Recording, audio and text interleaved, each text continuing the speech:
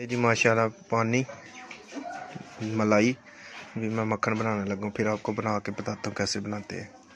मैंने ना अभी मक्खन डाल दिया इसके अंदर। अभी मैं मशीन को स्टार्ट करने लगा। स्टार्ट हो गई, अभी मक्खन बनना शुरू हो गया।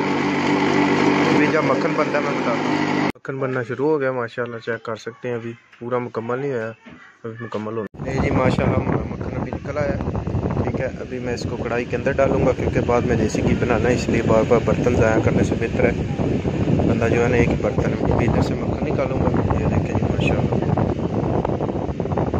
ये देखें ये हमारा मक्खन निकल आया। अभी मैंने दूसरा डाला है, वो भी बन रहा है।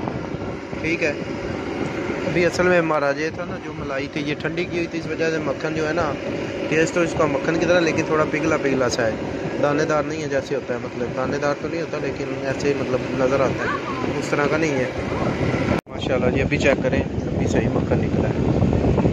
एक मिनट मैं दिखाता हूँ आपको, एक मिनट से।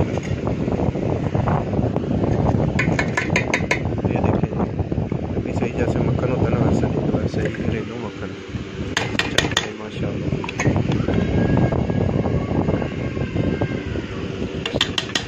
बाजारी मक्खन खाने से बेहतर है अपने घर पे साफ बनाया कम। गाइस मक्खन तैयार हो गया माशाल्लाह से। देखा ये गंदे गंदे बर्तन हो गए, मशीन भी हालिया हो गई है। ठीक है, तो अभी इसका इंशाल्लाह देसी घी बनाऊंगा। जब देसी घी बनाऊंगा ना तो वो भी आपको वीडियो बनाऊंगा, दिखाऊंगा। ठीक है।